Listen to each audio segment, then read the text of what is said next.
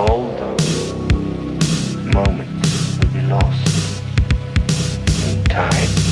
Hey guys, what's up and welcome back to my channel. So today we're going to be discussing a case that is frankly disgusting, and you guys know that I hate crimes against children more than anything, so I'm gonna get mad, just letting you know. Thank you to Skillshare for sponsoring this video. Skillshare is an online learning community for creators with thousands of classes in design, business, and more. Premium memberships give you unlimited access so you can join the classes and community that are right for you. Join more than 7 million creators learning with Skillshare. Join groups to learn with like-minded learners, give and receive feedback, and speak with others that share your interests. I personally enjoyed Instagram-worthy photography. Shoot, edit, and share with Brandon Wolfel.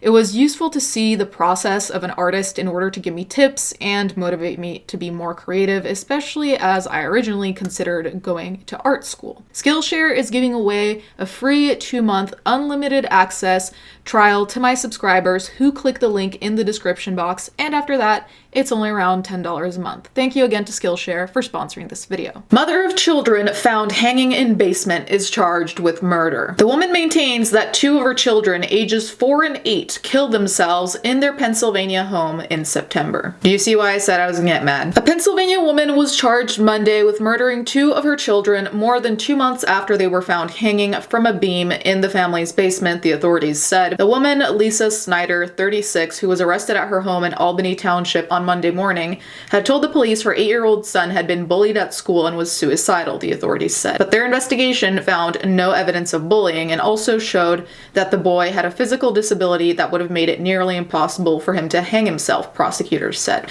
I'm gonna stop right here because I'm already mad. Making a mockery out of bullying by using it as a fake excuse as to why your child allegedly killed himself is ridiculous. Now, I'm not saying he didn't get bullied. He might very well have, though there's no evidence of it. But it's like, are you really gonna say that's why he did something that seems impossible considering his disabilities, and you're gonna use that as your way to get off the hook? I can't. And that's also, in a way, making a mockery out of disabilities because you're almost acting like he didn't have them and like it wouldn't be near impossible for him to get a contraption to hang himself. And then also, if he were actually being bullied and if he were suicidal, wouldn't you keep a very close eye on that child? Like, even following her fake ass narrative, she still comes out as not a good mother. Now, sometimes people kill themselves and you can't stop them. That's something I understand. If you have an 8-year-old, you should be monitoring them very closely, period, let alone if they're allegedly suicidal and are being bullied. I mean,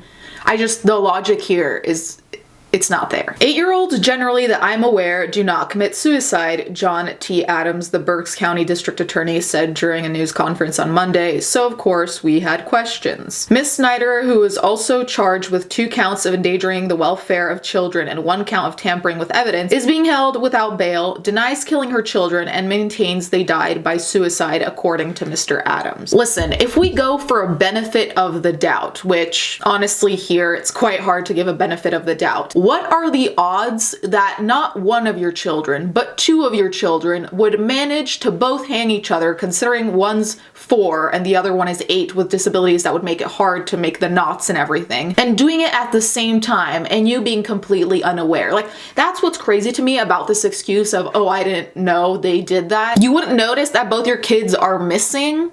You wouldn't notice maybe silence in the house? Like, I just don't understand hanging on to this excuse that is so laughably stupid of, like, who would believe that? Especially after you already have a track record of not really taking care of your children properly. Why do you think anyone would believe you? The delusion. Dennis G. Charles, Miss Snyder's lawyer, did not immediately respond to requests for comment on Monday. Go figure. The police were alerted to the hangings on September 23rd when Miss Snyder called them around 4:30 p.m. and said she had found 2 of her children hanging from a beam in the basement and unresponsive. 11 minutes later, emergency responders arrived and found Connor Snyder, 8, and Brinley Snyder, 4, in full cardiac arrest and hanging 3 feet apart with the ends of a wire cable wrapped around their necks, according to prosecutors. The children were resuscitated but pronounced dead 3 days later, Mr. Adams said. Miss Snyder told the police that she had ordered the cable, a 250-pound dog lead supposedly meant for her 50-pound dog, on September 22nd, and picked it up from Walmart hours before she found her children hanging, Mr. Adams said. I mean, could you look more guilty? Could you look more guilty that you buy this lead allegedly for your dog, your children happen to know that you bought it, they happen to know where you left it, and they happen to know how to make a noose to hang themselves? Really? This is so disgusting. I just can't imagine doing that to your children. Like, these boys came out of you. Like, these are part of your family, and I know I talk about murder all the time, so I really shouldn't be surprised anymore, but I am really surprised at the level of evil and just the premeditation. You're gonna have a hard time in jail, lady. I'm just telling you now. During the investigation, Miss Snyder told the police that Connor was bullied at school and had repeatedly said he wanted to die. The week before, she said he told her, "I would have killed myself already, but I'm scared to go by myself," Miss Snyder told investigators. Listen, I would absolutely love if she didn't commit this atrocity. Obviously, I would absolutely love if everyone were still alive and not in pain, but there is nothing that makes me believe that an 8-year-old would say that, considering everything we know of her track record. It's hard for me to believe an 8-year-old would say it and phrase it that way, mind you. I want to die.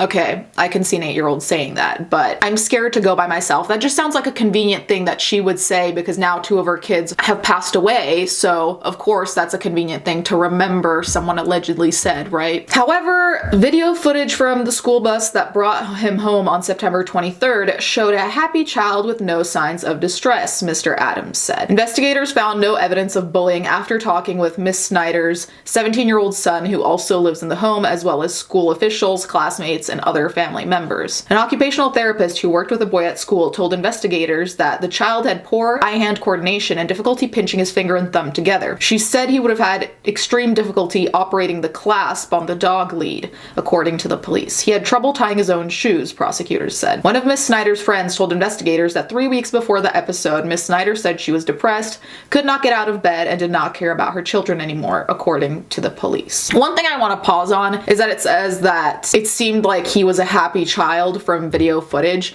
and I just want to preface this with, you can hide being depressed. However, I also think that that's something that comes with age, when you understand social cues and you understand how easily read you might be, and then you know how to feign like you're okay. I say that as someone who has been suicidal. Most of the time nobody knew because it's just pretty easy to pretend like you're fine. That being said, I feel like that's easier when you're older because you know what people are looking for in a depressed person. When I was 7, I'm not even sure I understood what depression was, but I definitely wouldn't have known how to hide something that big, like that monumental, something that was weighing on me that much. So I don't necessarily want to say smiling equals happy, but when it's a child, I feel like they tendentially are more transparent about how they're doing. Like, they usually throw tantrums or scowl. He could have been an exception. I'm just saying, with everything that we have stacked up against Snyder, why would I believe anything she has to say, considering? And then on top of that, we also have the logistical thing of, if you'd have a hard time dealing with tying your shoelaces, I don't know how you'd manage to hang yourself. I really don't understand how that would work out. And of course, there's the part where Snyder says she didn't care about her children anymore, which, yikes. Investigators seized a cell phone, 2 iPods, and a laptop from the Snyders' home. The devices revealed that one day before the episode, Miss Snyder had searched hanging yourself and short drop/simple suspension, a website that described how to effectively hang someone, according to court records. On September 30th, autopsies were conducted on the 2 children, and the county coroner's office later determined the manner of deaths to be homicide, the police said. Mr. Adams said that in 2014, Berks County Children and Youth Services had removed the 2 children from Miss Snyder's care, returning them in February 2015, but that they had stayed involved with the family until November 2015.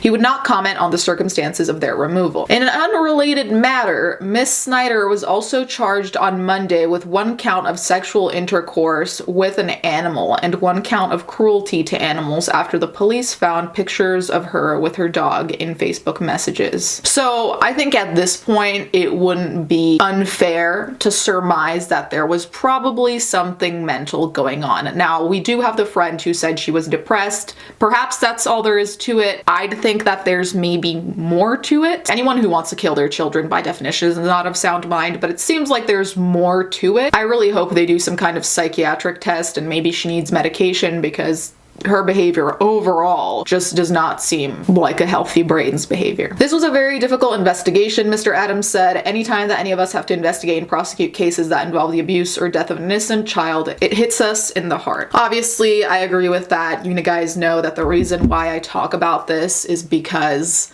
crimes against children bother me endlessly. And it's actually interesting because I remember coming across something someone sent me where someone assumed that the reason I'm mad about crimes against children is perverse, which I don't know who doesn't hate crimes against children. I don't know what kind of unempathetic asshole you'd have to be to enjoy them or not be bothered by them, but okay, I guess. Honestly, I hope this woman is put away for a long time, and I hope they figure out what's going on mentally, because it seems like that is the root cause of all of this, whether it's depression or more. I hope they can figure it out so she doesn't harm anyone else by the time she gets out. Let me know what you guys think in the comments down below. Let me know how much time you think she should get in jail. For me, I'd say a very long time. 25 plus years maybe, even more, so at least when she comes out, she's hopefully old enough to not be able to pull any of this anymore, or hopefully she's more stable, who knows. Thank you guys for watching. Thank you to my patrons as always, and I'll catch you guys next time.